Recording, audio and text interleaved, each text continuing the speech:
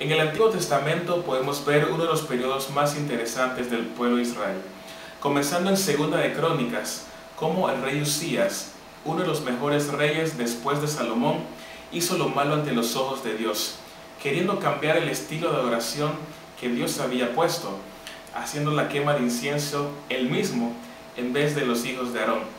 Por ende sufrió lepra hasta su muerte.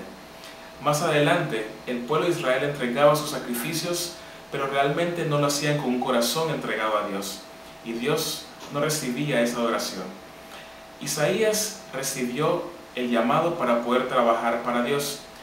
Antes pensaba que no debía de hacerlo, pues era indigno, pero luego en una visión vio como un ángel tocó sus labios, y de ahí en adelante decidió adorar al Rey de Reyes y servirlo a Él.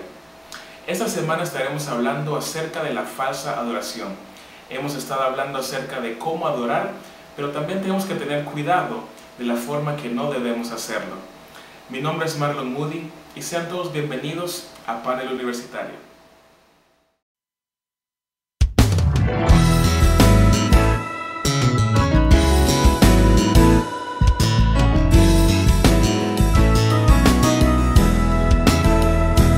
Es el tiempo de crecer, tiempo para compartir y al mundo de Jesús hablar, preparando nuestro ser para su regreso en gloria y a una voz proclamar victoria en el panel universitario.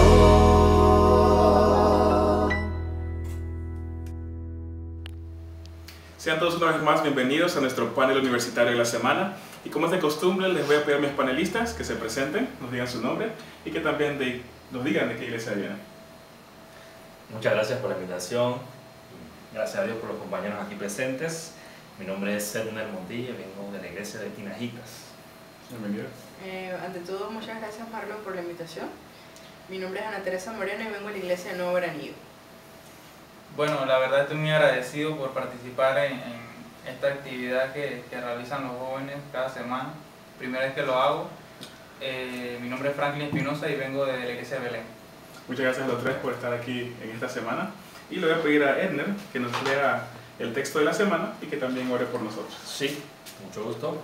Nuestra lectura bíblica por esta semana se encuentra en el libro de Isaías, capítulo 44 y el versículo 7. Mi versión dice de la siguiente manera: ¿Y quién proclamará lo venidero? Lo declarará y lo pondrá en orden delante de mí, como hago yo desde que establecí el pueblo antiguo, que les anuncien lo que viene, lo que está por venir. Inclinen nuestros rostros. Cariñoso y buen Dios, cuya morada está en los altos cielos, damos gracias por permitirnos compartir su palabra en este lugar, en este programa. Dios, danos la sabiduría para entender y que podamos ser luz y que podamos aprender y aplicar este mensaje en nuestro corazón y ser ejemplo y enseñanza para los demás. Que se cumpla tu voluntad en el nombre de Cristo Jesús. Amén. Muchísimas gracias, Edner. Y bueno, continuamos con el tema de la oración en este trimestre y es muy interesante el tema de esta semana porque ahora vamos a hablar un poco de lo falso de la adoración o lo falso de los adoradores también. Y la primera pregunta que les quiero tirar a ustedes es, para ustedes, ¿qué es una falsa adoración? Siempre hemos hablado de esta semana acerca de qué es adoración, cómo podemos adorar, pero ahora les quiero preguntar para ustedes, ¿qué es una falsa adoración? Bueno, yo pienso principalmente, cuando se habla de este tema, me enfoco principalmente en lo que es Génesis 4, que habla sobre los acontecimientos que sucedieron entre Caín y Abel. Pienso que uno de los ejemplos más claros en lo que es verdadera adoración y falsa adoración. Vemos que en este capítulo Abel llevó lo que Dios pedía que se le diera, ¿no? Mientras que Caín, como él no era, él trabajaba la tierra, él trajo fue lo que, en pocas palabras, lo que él quiso. Entonces yo pienso que ese es uno de los principales ejemplos, porque muchas veces nosotros queremos como acomodar las cosas para que todo esté cómodo para nosotros, en vez de dar lo que Dios quiere que demos. Entonces quizás podemos decir que también una falsa oración puede ser hacer lo que nosotros queremos en vez de las cosas que Dios quiere para que nosotros las hagamos para adorar también. Pero ¿cuán propensos estamos nosotros para tener una falsa oración? ¿Será que es algo que sucede a menudo? ¿Será que es algo que no sucede mucho y nosotros nos podemos librar fácilmente? ¿O estamos propensos a poder caer en este punto, una falsa oración? A mí me parece que una manera de mostrar una falsa adoración es de repente mostrar algo serio solamente con palabras, algo superficial, y que nuestra vida pues no manifiesta verdaderamente algo que esté de acuerdo con la palabra de Dios. Entonces, cuando nosotros como seres humanos perdemos el enfoque, perdemos de vista quién es verdaderamente Dios, estamos propensos a dar una falsa adoración, porque no entendemos a quién estamos adorando. Y cuando no sabemos a quién estamos adorando, no podemos adorar a quien debemos adorar correctamente. Y podemos nosotros saber si nuestra oración es sincera o no, o es algo que quizás alguien nos tiene que decir. Bueno, yo digo que lo primero es buscar en la Biblia. La Biblia tiene las respuestas para todo. Ahí vamos a encontrar los pasos básicos para saber cuándo estamos realizando una oración verdadera. Primero, debemos reconocer a Dios como nuestro Salvador personal, confesar nuestros pecados, saber que Dios murió por nosotros y centrarnos en que la oración debe ser hacia Él y para Él. Debemos tratar de olvidarnos un poco cómo nos gustaría adorar o cómo queremos adorar, sino, así como dijo Franklin, Caín llevó lo que a él le parecía, lo que él tenía en sus manos, y no siguió las reglas que Dios había dicho. Además que es un poco difícil ya que somos humanos, pero bueno, confiando en Dios se llega a la meta de una verdadera oración. Correcto. Hay un versículo que se mencionaba durante la semana en el estudio, como dijo nuestra amiga Andrea, lo que a nosotros nos pareciera que está bien, no podemos confiar en nosotros mismos para decidir que está bien. Dice Proverbios 16:25 que hay caminos que al hombre le parece derecho, pero su fin es camino de muerte, de perdición. O sea, en primer lugar, encomendar a Dios, como dice otras versiones por allí, y podemos nosotros decidir o saber si nuestra adoración es sincera o no. Amén. Es muy interesante que obviamente ha cambiado, desde los tiempos de Jesús a los tiempos de ahora han cambiado muchísimas cosas en el tipo de oración. Primero en el pueblo de Israel, por ejemplo, daban sacrificios, sacrificaban un cordero, esa era una forma de oración, o cantaban y adoraban con diferentes instrumentos musicales, y las cosas que hacemos hoy en día quizás es un poco diferente el estilo que podemos adorar a nuestro Dios. Pero ¿cómo nosotros podemos expresar una genuina adoración en nuestros tiempos hoy en día? Obviamente no vamos a hacer cosas que hacemos en los tiempos de Israel, ni sacrificar un cordero y entregarle a la iglesia, pero ¿cómo nosotros podemos expresar una genuina adoración hoy en día? Bueno, yo pienso que principalmente lo que se necesita para tener una buena adoración es una relación constante. Una vez un hermano de mi iglesia, yo le pregunté qué era principalmente lo que Dios quería de uno. Ella me puso el ejemplo de David. David cuántas veces nos falló, fue asesino, y en cambio la Biblia dice que el corazón de David es conforme al corazón de Dios. Entonces tú te pones a pensar, ¿por qué la Biblia dice esto? Si David cuántas cosas no hizo, ¿no? Y en realidad es que cada vez que David cometía algo, él se arrepentía y él iba donde Dios y mantenía esa comunión, ¿no? Siempre constante, y siempre reconocía de que había hecho mal y se arrepentía de todo corazón, ¿no? Eso es básicamente lo que pienso que es importante, porque siempre vamos a fallar, constantemente vamos a fallar, nadie está exento a fallar, a pecar, sino que lo importante es arrepentirnos de todo corazón. Amén. En los tiempos de Isaías, que era el tema principal de la capilla que estamos hablando del profeta Isaías y también del rey Usías, Dios primero se reveló a Isaías por medio de una visión, y un ángel tocó con una brasa sus labios para que él pudiera ser un siervo de Dios y poder participar en el plan que Dios tenía para él. Pero muchos dicen que hoy en día Dios no se manifiesta de esa forma, y por eso no saben realmente cuándo deben de actuar y trabajar para Dios. Pero ¿cómo ustedes creen que Dios se revela hoy en día, también en el siglo XXI hoy en día? Es algo, no es tan expresivo como una visión, pero ¿se revela todavía Dios con nosotros en estos tiempos? Yo creo que sí, la forma en que Él actúa en nuestras vidas. A veces estamos tan acostumbrados que se nos olvida que el simple hecho de respirar, porque no sé si alguno de ustedes ha tenido la oportunidad de ver qué tan complejo es el respirar. Si a nosotros se nos olvidara ese acto que parece tan sencillo, estaríamos en serios problemas. Solo el respirar ya significa que Dios está en nuestras vidas día con día, y mucho más cuando nos suceden cosas que uno dice, definitivamente Dios es como el aire, no lo veo pero lo puedo sentir. Cuando pasan cosas tan maravillosas en nuestras vidas, que yo digo que esa es la forma como Dios se manifiesta actualmente en nuestras vidas, además de por supuesto su palabra. Si Dios se manifiesta, bueno, lo que dice la compañera Teresa, Dios está presente en nuestras vidas en estos tiempos todavía. Dios nos habla a través de la naturaleza, Dios nos habla a través de su palabra, Dios nos habla a través del testimonio de Jesús, Dios nos habla a través del espíritu de profecía, Dios nos habla a través de nuestra conciencia. Dios está en todos lados. Entonces, nosotros de repente, como seres humanos, tenemos la decisión, está en nuestras manos, de enfocar eso que nosotros recibimos de Dios. Por ejemplo, en Filipenses capítulo 4 y el versículo 8, dice de la siguiente manera: por lo demás, hermanos, todo lo que es verdadero, todo lo honesto, todo lo justo, todo lo puro, todo lo amable, todo lo que es de buen nombre, si hay virtud alguna, si hay algo digno de alabanza, en eso pensar.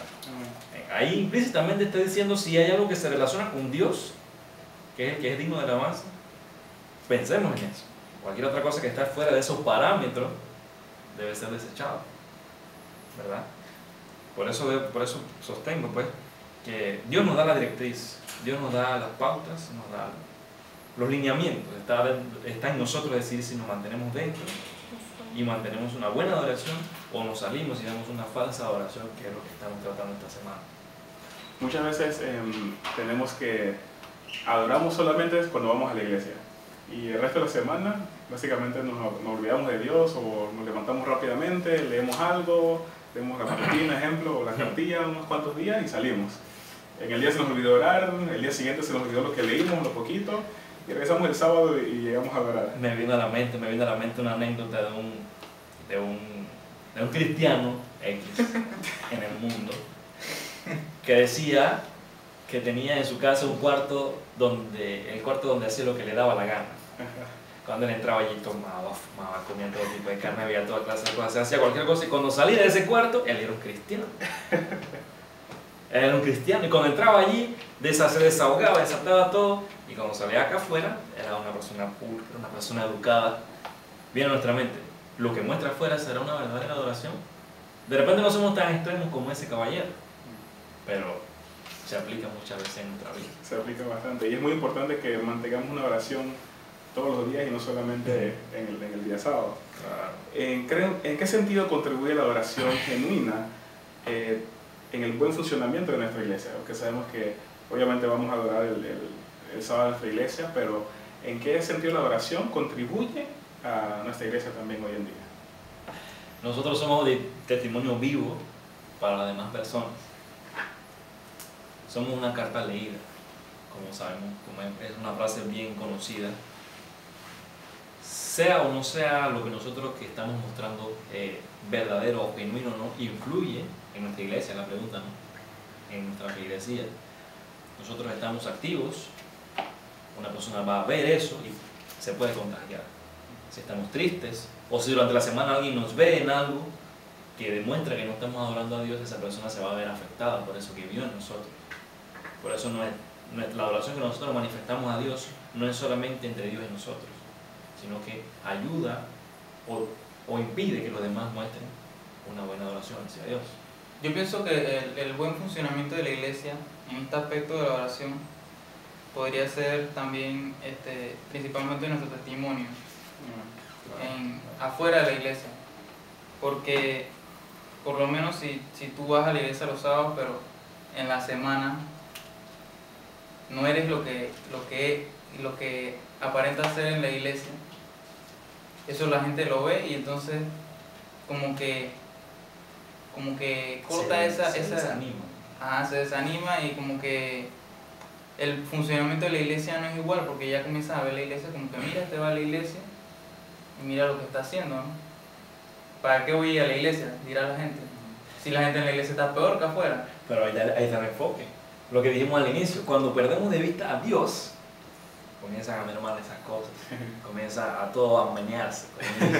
Cuando tenemos a Dios en primer lugar, bien arriba de nuestra vida puede pasar quien sea, por enfrente de nosotros puede ser un pastor que vayamos haciendo algo, lo que sea. Dios me perdone. Pero nuestra fe no va a quedar, nuestra adoración no va a quedar enferma, por así decirlo. Hay un versículo que dice en Isaías 29:13, me parece muy interesante porque habla explícitamente, dice pues el Señor, este pueblo se me acerca con su boca y con sus labios me honra, pero su corazón está lejos de mí y su temor hacia mí fue enseñado por mandato de hombres. Muchas veces podemos ver solamente el exterior de la persona cuando estamos adorando y podemos decir qué persona tan cristiana, mira cómo adora, cómo canta, tan consagrada, pero realmente no está teniendo una vida espiritual, realmente no tiene una relación con Dios en esos momentos. ¿Cómo nosotros podemos determinar si nuestra oración que le brindamos a Dios es aceptada? Porque en la historia que al principio de Isaías vemos cómo el rey Usías hizo un cambio completo en el templo y quería traer ídolos, etcétera, etcétera, y realmente Dios no estaba aceptando esa oración. Pero nosotros hoy en día podemos saber si Dios realmente acepta nuestra oración, o simplemente también pueden pensar que cualquier cosa que diga o haga es aceptada por Dios. Yo pienso que tú debes tener un estudio de qué es lo que quiere Dios, porque yo he conversado con compañeros de la universidad que son de otras denominaciones y concordamos en eso, ¿no? En que algunos dicen que no, que simplemente con que tú ames a Dios ya es suficiente, ya tú eres salvo. Con que te congregues y ames a Dios tú eres salvo.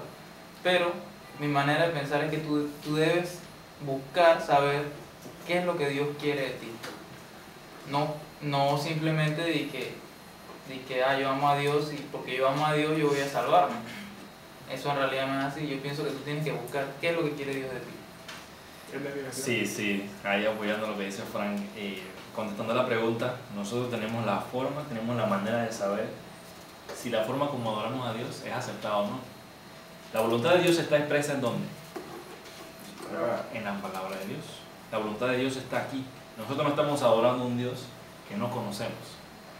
Nosotros sabemos cuál es la voluntad del Señor. Por lo tanto, entrando en contacto con la Biblia, escudriñando su palabra, podemos hallar el criterio adecuado para saber si lo que estamos haciendo está bien o no está bien.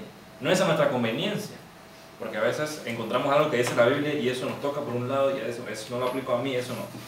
Toda la Biblia se aplica a nosotros y nos ayudará a saber si lo que estamos haciendo Dios lo acepta o no. Lo llevo a la parábola del fariseo y el publicano en Lucas 18. Lucas 18, del 9 en adelante. Pero quiero leerles principalmente el versículo 11, que nos dice: el fariseo oraba de pie consigo mismo de esta manera: Dios, te doy gracia que no soy como los demás hombres, ladrones, injustos, adúlteros, ni aun como este publicano. Ayuno 2 veces a la semana y doy el diezmo de todo lo que gano. Versículo 13 dice: pero el publicano, quedando lejos, ni quería alzar los ojos al cielo, sino que golpeaba su pecho diciendo: Dios, ten compasión de mí, que soy pecador. Jesús luego dijo: os digo que éste descendió a su casa justificado, pero el otro no. porque el que se enaltece será humillado, y el que se humilla será enaltecido. ¿Cuán importante creen ustedes que es la humillación dentro de nuestra adoración? Es muy importante porque si nos glorificamos o bueno, gloriamos nosotros mismos, ya estamos perdiendo de vista lo que es el sentido de la adoración. Entonces ya estamos cayendo en lo que es una falsa adoración. Estamos adorándonos a nosotros mismos o a alguien más, no a Dios. Y lo que es la adoración es externalizar lo que es en tu vida, tu comunión con Dios, y es eso.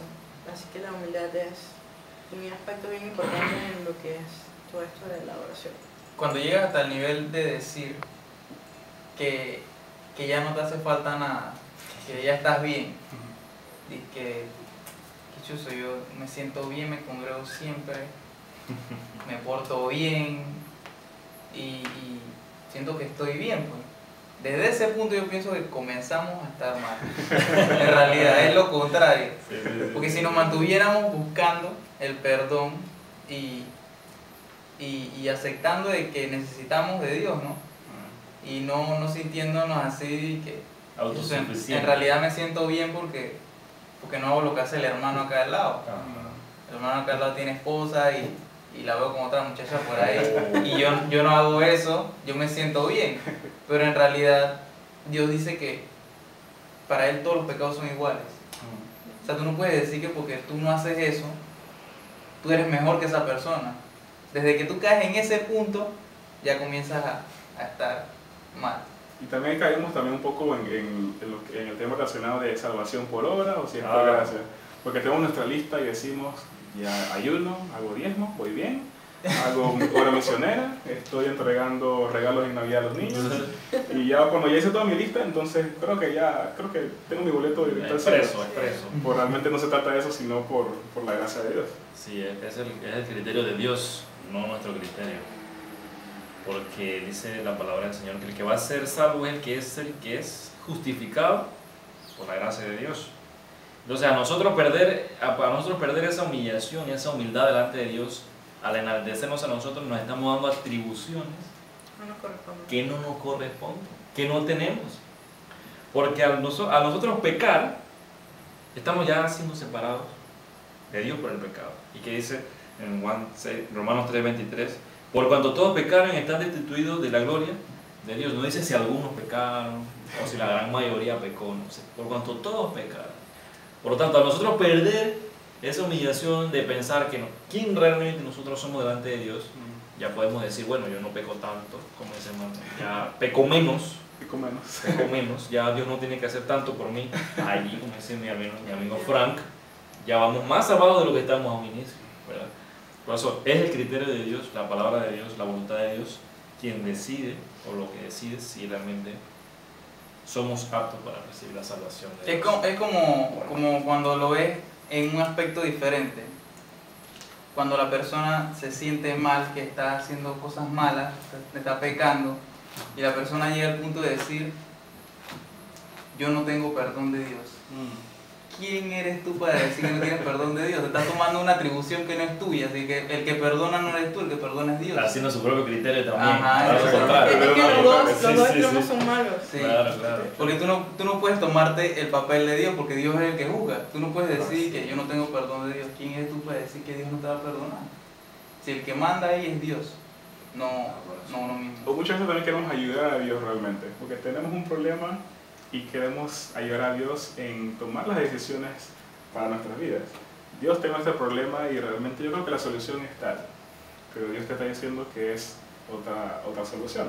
Oh, Dios, la verdad hice esto, pero yo sé que no me puedes perdonar, no sé qué hacer, y ya te alejas de la iglesia porque piensas que Dios no puede hacer algo por ti. Pero realmente es todo lo contrario. Ahí estamos mostrando una falsa adoración porque estamos restando la suprema autoridad que Él tiene sobre todo el universo. Es lo que está hablando la cartilla. Los voy a llevar a Mateo 7, que es algo que me acordé de lo que decía Erner. En Mateo 7, de 1 en adelante, nos dice, no juzguéis para que no seáis juzgados, porque con el juicio con que juzgáis, seréis juzgados, y con la medida con que medís, seréis medidos. Dice el versículo 3, ¿por qué miras la paja que está en el ojo de tu hermano y dejas de ver la viga que está en tu ojo? O ¿cómo dirás a tu hermano, déjame sacar la paja de tu ojo cuando tienes una viga en tu ojo? Hipócrita, saca primero la viga de tu ojo, entonces podrás ver para sacar la paja del ojo de tu hermano. Y hay muchas veces también cuando estamos comparando los niveles de pecados, entre comillas, y decir que ya porque tengo esta posición, ya sé realmente lo que tú deberías de hacer, y empezamos a caer en ese problema. Aunque hay una diferencia entre instruir y juzgar, Claro. porque también digamos, hay un papel de un pastor o de alguien que nos tiene que enseñar a hacer cosas, pero no de juzgar. Pero regresando al tema de la oración, si vemos a alguien que está realmente no adorando de acuerdo a cómo Dios quisiera que adoráramos, ¿cómo nosotros deberíamos de hacer para que esa persona cambie su forma de adorar? ¿O deberíamos de hacerlo? ¿O simplemente es algo que Dios se debe encargar? Una buena pregunta. Que es realmente un tema delicado, por decirlo así. Bueno, lo que a mí me ha pasado en la universidad, principalmente que es el ambiente en el que estamos básicamente diariamente, lo que hemos tratado de hacer es comentar de qué es lo que se debe hacer según nuestro conocimiento, ¿no? Y ya dejar a criterio propio de cada quien qué es lo que debe hacer. Porque lo que yo le digo a algunos compañeros es que si tú sientes que tú estás haciendo lo correcto, tú estás bien.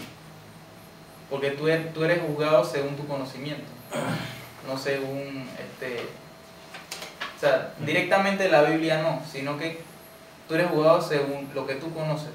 Si ya tú pecas conociendo que estás pecando, y ahí sí estamos mal, ¿no? Si nosotros vemos a alguien que está ofreciendo una mala adoración, si debemos o no debemos corregirlo, por así decirlo. Nuestro deber es ser luz para nuestros hermanos. Dice, una de las enseñanzas de nuestra iglesia se basa en Mateo 18, acerca de cómo debemos proceder cuando queremos ayudar, no juzgar. Queremos ayudar a un hermano, que dice en Mateo 18:15. Por tanto, si tu hermano peca contra ti o peca, ve y repréndelo tú y él, estando solos. Si te oye, te ha ganado tu hermano, y después llevas a alguien más y lo aconsejas así y así, paso por paso. Estás haciendo su parte, uno está haciendo su propia parte, uno está haciendo lo que debe hacer en favor de ese hermano. Es muy diferente a ir a decir, a conversar con otra persona acerca del mal de mi hermano. Estamos fallando a lo que Dios desea que nosotros hagamos por el bien de nuestros hermanos. ¿Sí? Hay que seguir el manual. Hay que seguir. Pero mira, también hay que estar familiarizados por lo que uno va a hablar, porque tú puedes ver una persona que está pasando por X o Y situación, y si tú no sabes o no has experimentado, no le puedes decir a la persona, pero sabes que suelta todas tus cargas y Dios se va a encargar de eso, porque personalmente no sabes, no lo has hecho, no lo has experimentado exacto, en tu corazón. Claro. Entonces, a veces es muy difícil para ciertas personas, como dice Daniel, atreverse aunque sea a dar un consejo, porque en sus vidas no han tenido esa experiencia, entonces es más fácil juzgar. Mira, este está haciendo eso, señalar, y mucho más comentarlo con alguien más. Yo diría que, además lo que dice Ender, si a veces uno de repente, porque hay muchas situaciones que uno no conoce lo suficientemente a la persona como para aconsejarlo, es decirle, bueno, lo que puedo hacer por ti es orar, para que Dios te ilumine y encuentres la solución al problema que tienes o a la situación por la que estás pasando, para no, por decir así, meterse en problemas con la persona. Y también que nosotros también caigamos en alguna tentación. Un punto también que lo había dicho también en otras ocasiones es que, digamos, estamos cantando un himno y de repente, gran gozo hay en mi alma, y estamos con el himnario, gran gozo hay en mi alma, y qué gozo se nota en nuestras caras. Ahora estamos adorando y diciendo, gran gozo hay en mi alma hoy, pero nuestras caras están completamente perdidos. Y después, solo las caras, a veces la mente está pensando, gran gozo, ahora te queda comprar la leche que se me acabó. Y luego no nos acordamos tampoco ni siquiera de la segunda estrofa cuando terminamos de cantar, ni todo lo que hemos leído. Es una falsa oración. Es una falsa oración también. Y también es muchas veces, como habíamos hablado anteriormente, en el exterior podemos ver algo, pero realmente entre nosotros mismos podemos ver una diferente realidad. Por eso es muy importante mantener siempre nuestra relación diaria con nuestro Padre Celestial. Amén. Les agradezco a los tres por estar aquí participando en nuestro panel de la semana, invitándolos también a regresar. Con mucho gusto. Sí, sí, un placer, un placer. Y realmente es un tema interesante dentro de la adoración, pero sabemos que si nos mantenemos siempre fiel a Dios, vamos a poder encontrar las soluciones siempre leyendo su palabra y también manteniendo nuestra relación con Dios. Amén. Muchas gracias y que Dios lo bendiga. Hay muchas formas en que podemos nosotros caer en una falsa adoración. No necesariamente tiene que ver con la música, pero si no tenemos una relación estrecha con nuestro Padre Celestial e intentamos adorarlo, realmente no estamos cumpliendo con su voluntad. Tenemos que tener una relación estrecha con nuestro Padre Celestial y entonces nos daremos cuenta de la forma que Cristo Jesús quiere que le adoremos. No será algo de preferencias ni de gustos, sino que será una sincera acción de gracias. Y recordemos tampoco juzgar a las otras personas por su estilo de adoración. Recordemos que ese puesto solamente le pertenece a nuestro Padre Celestial. Y al cumplir con la voluntad de nuestro Padre Celestial, seremos grandemente bendecidos. Estoy seguro que no te quieres perder de esa bendición especial. Muchas gracias por acompañarnos durante esta media hora en otro programa más de Panel Universitario. Y te esperamos la próxima semana, donde tendremos otro tema más de discusión acerca de nuestra cartilla El Universitario y los temas de adoración. Dios te bendiga y recuerda que no hay prueba tan grande que no puedas superar de la mano de Cristo Jesús. Es el tiempo de crecer, tiempo para compartir y al mundo de Jesús hablar, preparando nuestro ser para su regreso en gloria y a una voz proclamar victoria en el panel